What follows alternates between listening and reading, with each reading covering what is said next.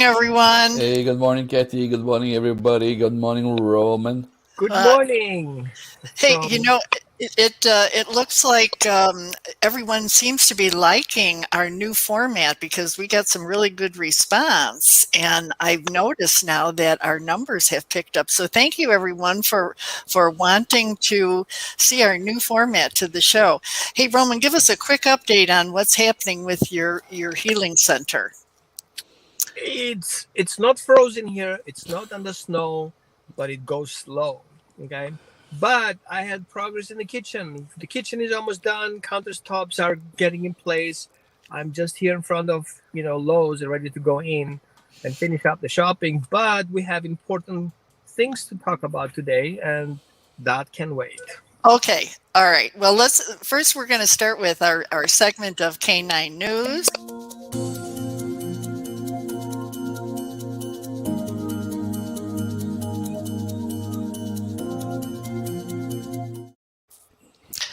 Okay, and what we talk about through Canine News is this morning we're going to be talking about some of the things that have happened this past week. And this one story, I think everybody is going to love it. So don't be upset with at first when you hear about it. But let me share this. Here is a beautiful dog. And this dog, his name is Baby Dog. That's what they called him.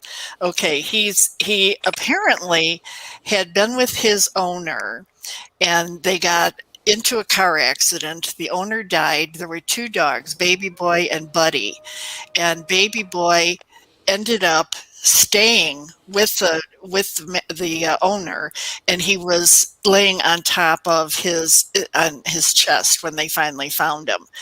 Buddy left and went to a neighbor and started banging on the door with his paw and barking, letting them know that there was a danger. So isn't that exciting? Well, this dog went in. Let me go down here a little bit. This dog went into a shelter and went into total shutdown because he didn't want to leave his master. So And his friend. what? And his friend. Right. So what ended up happening is some people in the community realized that this was a real issue for him because they didn't want him to shut down. So they all got together, and this one woman came forward and she said, I have a mother who has cancer and she really needs a companion. She just lost her dog, and this is them taking taking Baby Boy to her mother. And here's the mother, and she absolutely loves Baby Boy, and he is just so dedicated to her. He's with her constantly now.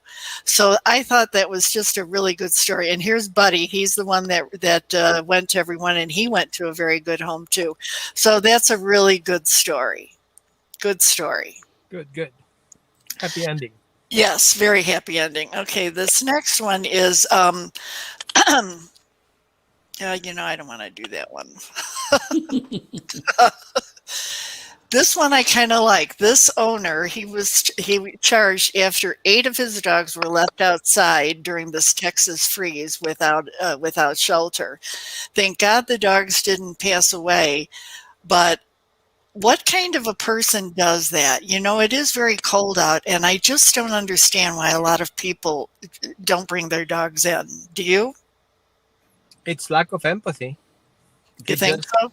It's just dogs, their mindset. Yeah. Now, this third one, which I thought was really, really interesting, you guys. The question is just talk it over with your dog. And research has been showing that if you take your dog for a walk and you talk to your dog, that you get a closer human bond with them because they can pick up your emotions and your feelings, and you tell them the stories that are going on.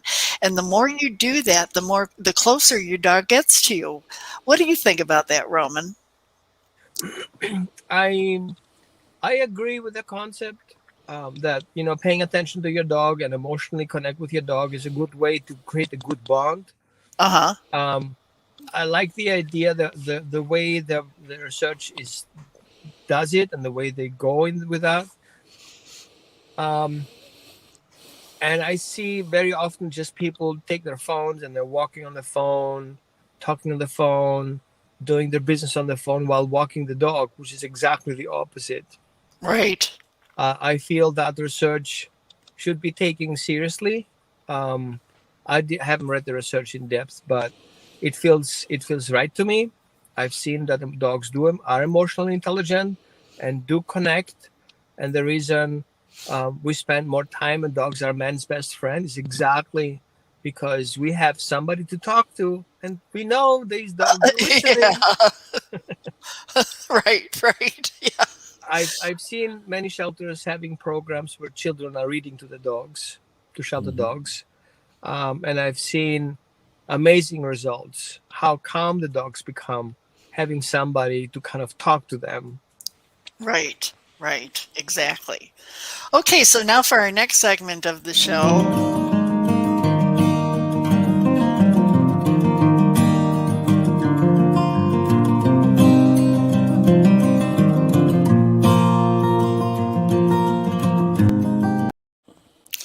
Okay, Gaetan, you're up. Hi. You're up. Just to follow up with what Roman just said, we had a guest called Judy on our very first show. She's a speech therapist, and she's using dog to work with children who suffer from a speech impairment. And the child is able to read and interact with the dog, which is he's not doing with adult or other children. So that was a case of a kid refused to speak. Not a word will come out of him.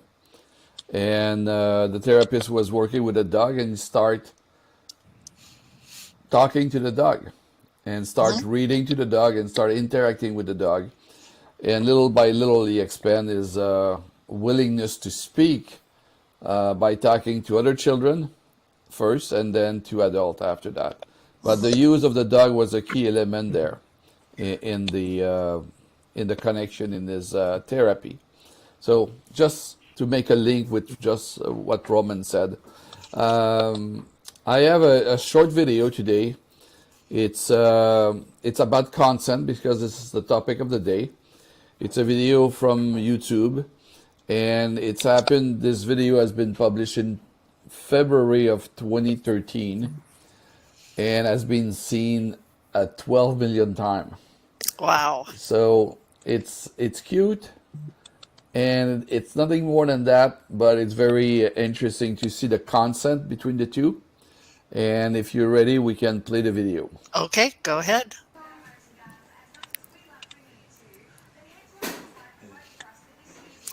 And what is he saying there? He's saying, yeah, don't you see me? Don't you see me? Yeah,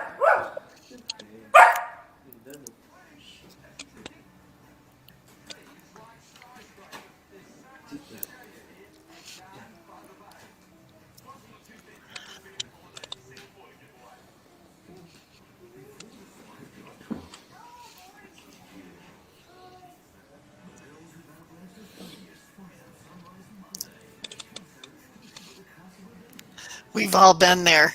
yep, We've all been there in that. That's for sure, haven't we? yep, and there did Yeah. that. Okay. Now, this next area is Roman to the rescue. So we have a question, Roman, which is, let me put this over here now. We'll The put, other Roman. yep, that's Roman. Yeah. The question is this now, and because I know we wanted to talk about consent.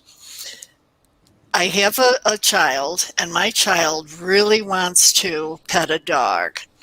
Every time I take my child out, I have to say to them, no, you can't touch the dog. But I'm worried about what if my child is out on its own and it runs up and wants to touch the dog? What do we do here? How do we help? Well, it's a great question. Um, let me go and kind of give you an overview of what's happening out there in the emergency room market. About 480,000 children end up in AR getting hurt by a dog. Usually, those dogs are dogs that are in a friend environment, so children know that dog. It's not a stranger's dog, and many times children didn't see it coming. For the parents' perspective, there was no warning signal. Out of nowhere, suddenly the dog attacked my child. And we see this happening very often. It happened to me,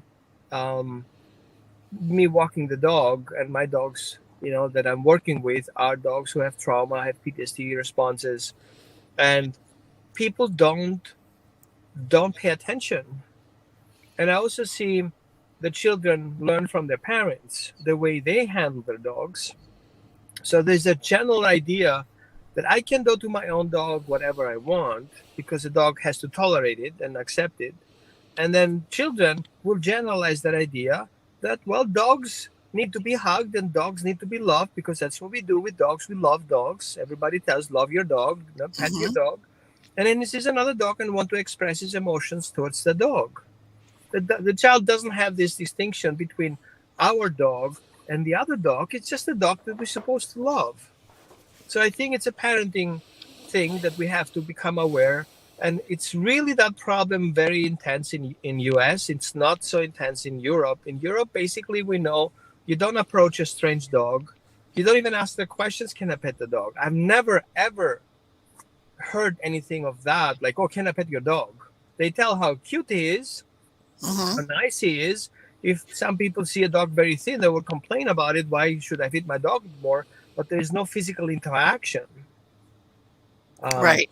And I feel that needs to be cleared out. And it's something that's a public education. You do not approach strange dogs, no matter what.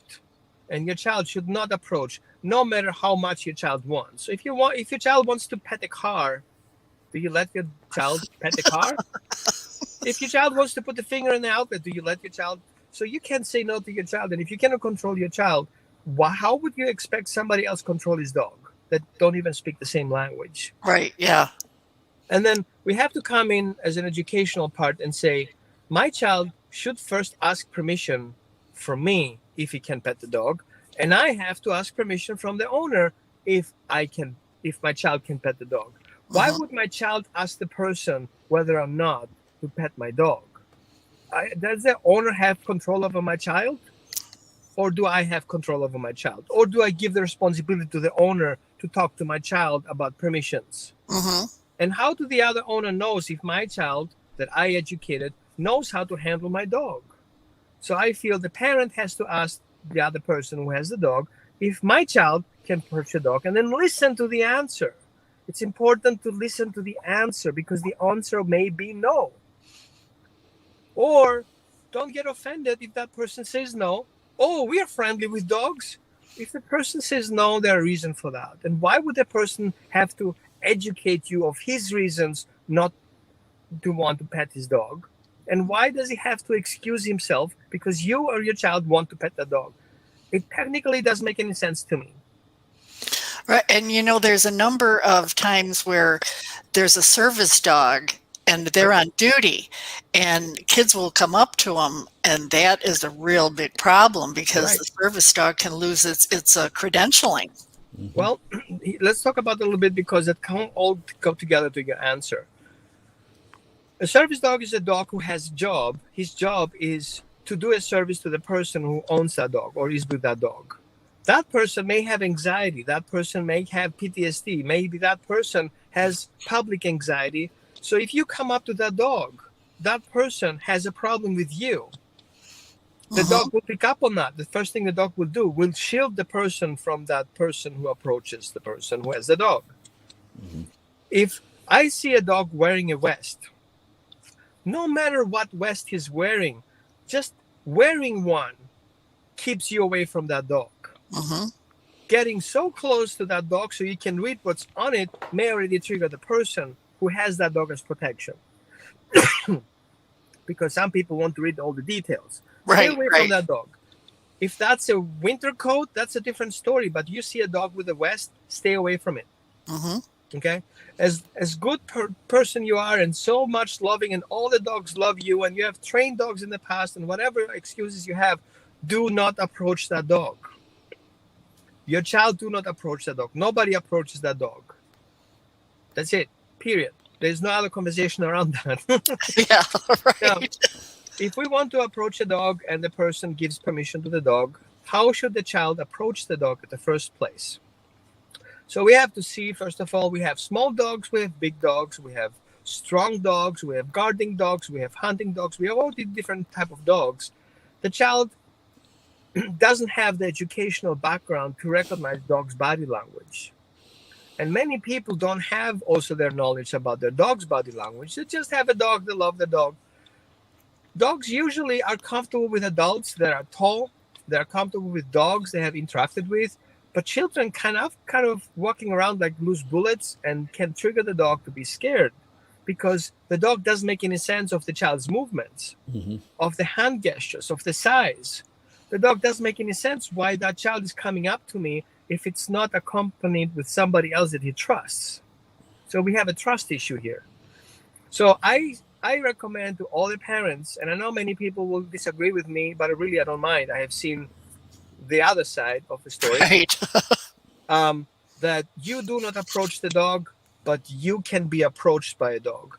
So the best consent you can have by a dog is for your dog free will to come and approach your child.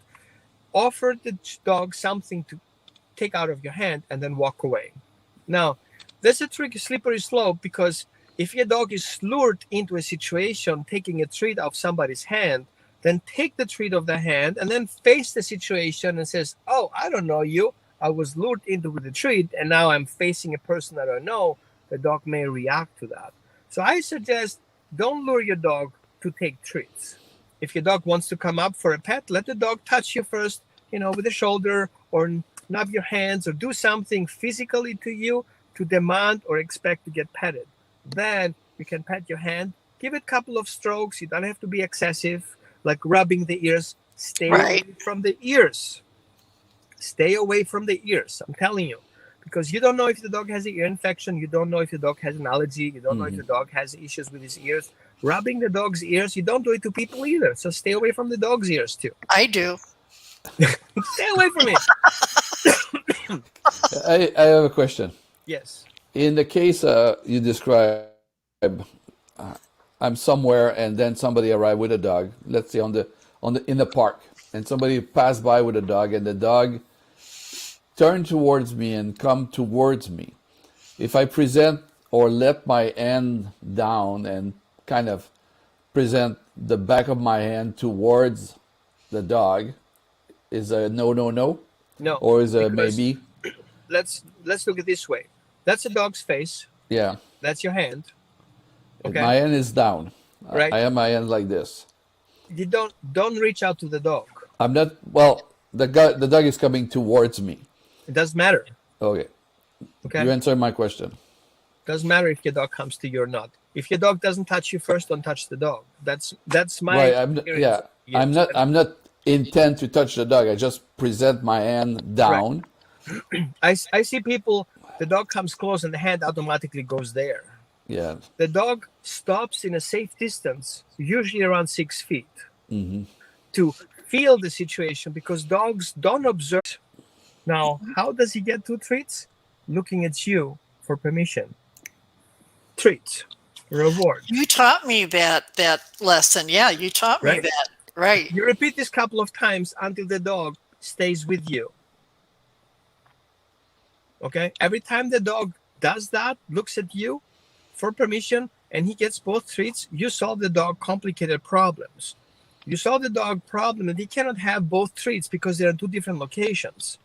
That primes the dog to the idea that if I don't get what I want, what do? I look at you. Jackpot. Which means I want, politely, you to solve my problem. So your dog is sitting in front of you, looks at the child. The dog has a problem with the child. He wants you to solve the problem. Oh, good point. Okay, you see that connection? Yeah. So if my dog is standing, looks at me, he's not feeling comfortable, so he will not settle, as the video will explain soon. Oh. I'm not asking my dog to sit because sitting is a state of mind the dog feels comfortable in that space, so comfortable that he actually can sit and wait. If I Okay. force my dog to sit, I'm having my dog lying to me that he feels comfortable, and then people approach into that, and then we have an incident because the dog is trapped into a behavior that he was forced to sit because of the command to restrict them to move, and the dog goes into survival mode. That hand approaching, the dog Right. is trapped, he's going to end up with a bite. So you're Most really likely. talking about that natural instincts of the dog is that we follow the natural instincts, and because of the connection, if you connect properly, then that connection allows you the opportunity to be able to respect that dog in their natural environment, and they will look to you Right, to help them in a in a right. in a difficult situation. Excellent If point. my dog Excellent. sits, I will give my dog a treat rewarding that action, and then I'll ask him if he wants to come with me. I can say, let's go. Yeah, right. If Talk my to dog your dog. resists, if my dog resists to go, meaning is he doesn't want to move, I reject my approach and stop from happening. Yeah.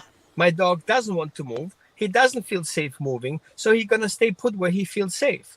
I have to respect that. I've seen people dragging and choking their dogs to meet other people. I pulled over and got out my car and helped them out in Yeah. that situation. Now, the next thing I want to teach my dog is to slow approach because, oh my God, this person has a treat. I need to get that treat right away. And what dogs do? They want to snap that opportunity out of the person's hand. So if I give my treat like this, the likelihood I get bitten is likely because the dog's mouth opens vertically, not horizontally. So if I hold my treat like this, the dog will most likely snap my fingers in an attempt to get out the treat. That's why I offer the treat with open palm, so the dog has to go into it. And he cannot bite open hand. He has to get the treat out of there, which is offered. Mm-hmm. Offered, not pushed forward. And then I offer the treat below the dog's head, so the dog is not attempted to jump. People offer the treat up there, and then the dog jumps on them, and they get frustrated and kick the dog. How about you keep the dog to the level of the dog's head? If he wants, he picks up the treat. He doesn't want, he can walk away from it. So we have to give the dog room to experience that event so it doesn't become a traumatic experience and become a stuck trauma. If the dog has an emotional, complete experience, I come up, I smell it, I'll take it, I walk away. So I create a 3-second rule. Everything that a dog does can last for 3 seconds. I can go in, get a treat, I'm out, 3 seconds. And creating that ritual, the dog doesn't get trapped. He goes in, he gets a treat, he's out. You can start on your walk. Let him smell for 3 seconds. And then say, let's go, and keep moving. Another 3 seconds. Let's go. In 3 seconds, the dog can smell at least 5-6 times. He gets enough information. He doesn't need to get stuck with it, right? Right. And so we kept moving. And then we can have a break. Okay, free, do whatever you want, smell as long as you want, no time limitation. Make sense? Now, the next thing you do is once your dog knows how that limitation is for 3 seconds, the dog automatically will reject the approach when the 3 seconds are over. So his brain disconnects from that event and connects back to you. So even if the situation goes wrong, the dog's brain is already disconnected from the situation, is most likely to move away from it. Make sense? Yes, yes. Makes Good. a lot of sense. So, short overview. You don't have the child approach the dog at no cost unless you have clear permission from the owner that the dog is safe. Some people have no clue and just test the field. Right. If you have Yeah. that feeling, reject the whole situation. You have to create empathy within your dog to recognize whether or not this person is smiling or is scared about the child. Yeah. Don't force the child to meet the dog if the child doesn't feel confident, and don't force the dog to meet the child if the dog doesn't feel confident. Right. Right. So we have to watch these subtle movements. And if you don't know your dog and you don't recognize those movements, don't attempt any interaction with the child, because you will never, ever able to apologize to that person getting hit or bit by a dog in the child's face. And you don't want to be exposed to having any kind of a lawsuit or having your dog go into quarantine. And always make sure your dog is up to date on shots, and especially don't take your dog off the leash. Yeah. So we need Okay. to teach our children. Okay, that's short. We need to teach the children and the dogs that no and stop means something important. No means Right. reject the whole approach, and stop means don't go any further. Okay. So this last.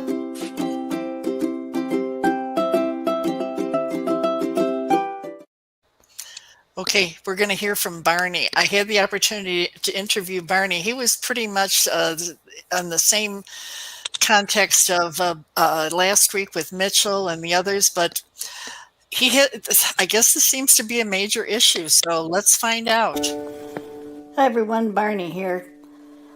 I gotta talk to you about something that I think is kind of important. You know, when I go and I poop in the backyard, I don't know if I'm supposed to be picking it up because I don't.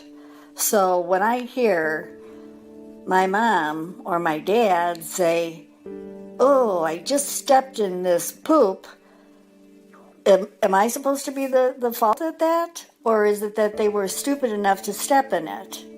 Or that they didn't pick it up? I don't really know. But I look at it this way.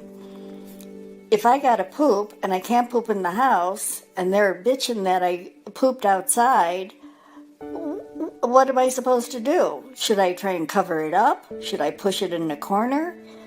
I don't know what to do with my poop. So anybody out there, if you can help me with it, that would be great. Otherwise, it's just going to have to be the poop is out there. Poop, poop, poop, poop, poop, padoo. I don't know. It's a dilemma. It's a super dilemma. Hey, don't forget to watch the Dog Connection show. A bunch of us are going to be on there coming soon, so be sure to. Bye. Poop. Poop poop Padu. Yeah, he was a real character. We've got so many good characters coming on to the show, you guys. So Barney has the voice of a female dog. Barney does? Really? Kind of, Oh, almost. really? I didn't notice that. Well, maybe he's young. Who knows? He's a teenager. Yeah, The voice didn't mute yet. yeah. Well, okay, everyone. Thanks for watching the show, and be sure to remember we've got a new website. It's thedogconnection.live, not .tv. Although you can get to it in both, but .live because why? Because we're live. So okay, all right, everyone. Thanks so much for watching. We'll see you next week. Thank you, everybody. Thank you, Bye bye. Roman. Thank you, Kathy. Bye.